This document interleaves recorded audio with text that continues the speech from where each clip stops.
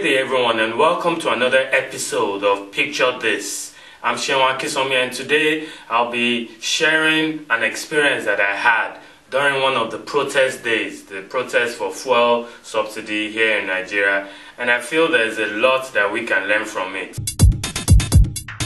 It all started on the second day of the protest. After taking pictures at Ojota Gani-Fawehinmi Park, I boarded an Okada, what we consider a bike, and was heading back to the office.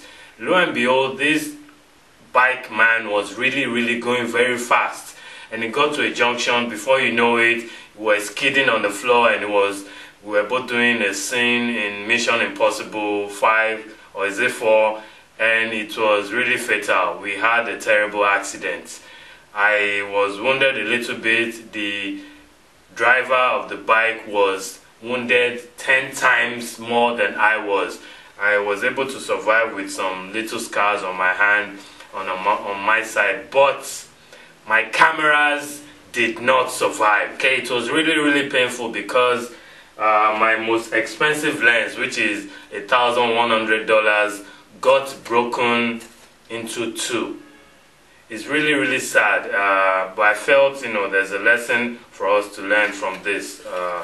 Okay, not just my lens, but also one of the camera bodies I was holding. By looking at the extent of the damage, you could have an idea of how fatal it was. I decided not to share it, then, because I wanted to use it as one of this episode. But the very point I want to bring out from all this is the fact that, first of all, if you are a photographer and you are based here in Nigeria, by now, especially if you are in Lagos, by now you have an idea of how dangerous a lot of these bikes are. The first advice I'll give you is this: when you are about to enter a bike, it helps if you enter a bike that has a helmet. That means the driver is wearing a helmet, and then there's an extra helmet for you. To a large extent, a bike driver that has a helmet is likely to be a safer driver compared to one that did not have an helmet. That was the mistake I made. I entered this bike, the driver did not have a helmet. I mean, the guy was a dangerous freak. So it was really terrible. So first of all, make sure he has a helmet. Second of all, even if he has a helmet and you realize that the bike guy is going very fast, it's okay to hit him on the side of the head or shout, or make sure you warn him. Make sure you don't keep quiet. Because if anything happens at the end of the day, the only thing that you are going to be hearing from the guy is "I'm sorry, forgive me," and all that. You are definitely not going to be getting a monetary, reward for emotional damage or whatever.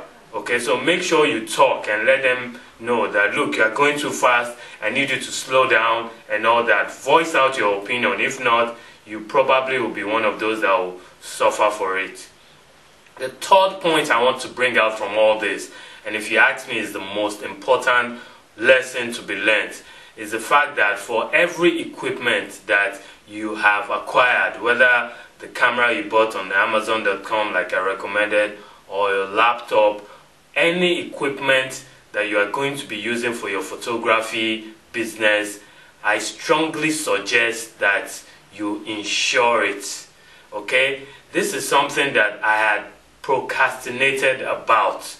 Interestingly enough, my insurance company still called me as at December, asking me that, Sheon, when are you going to pay your premium for all this equipment that we valued for you? And I was telling them, no, I'm trying to get more cameras so that by the end of January, I'll give you the premium for everything.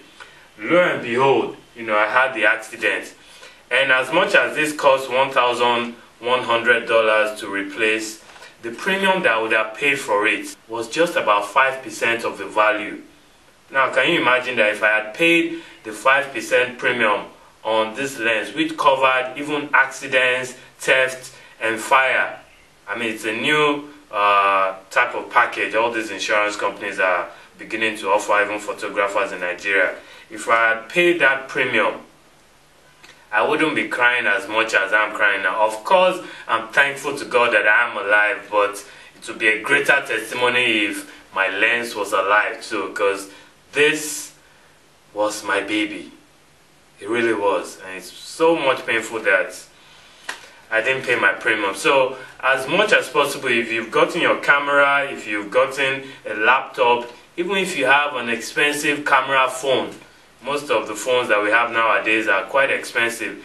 Anything that has to do with your business, or anything that you feel you've invested over $400 by the time you calculate all your equipment, if you ask me, I don't feel 5% of the value is too much. Truth is, if you can even negotiate well, you should be able to pay somewhere between 3 to 5% of the value of the equipment. So don't procrastinate today. If you are based here in Nigeria, any major insurance company will offer you insurance for your equipment. If you've not met any yet, or a lot of them are turning you down, just send me an email. I could recommend, the one I use. But just ask your insurance agent, the one that does insurance for your car, for your house, or anything, and make sure you insure your camera equipment.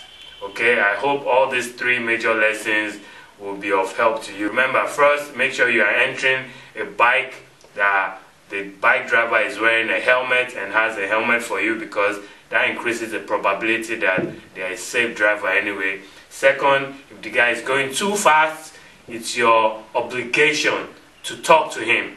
If you are talking to him or he's not listening to you, worst case scenario, get down from the bike. And third, and most important, insure your equipment. Insure your equipment.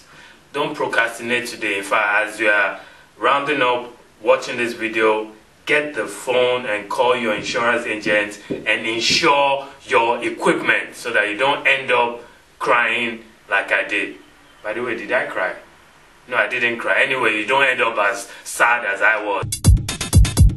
So thanks for hanging out with us today. Let me know what you think about the show. If you have any questions whatsoever with regards to photography, send us an email at picturethis@ellophotos.com, and we'll try to get back to you as soon as possible. So till we meet again on the same station, keep taking those pictures, and remember to have a business mindset.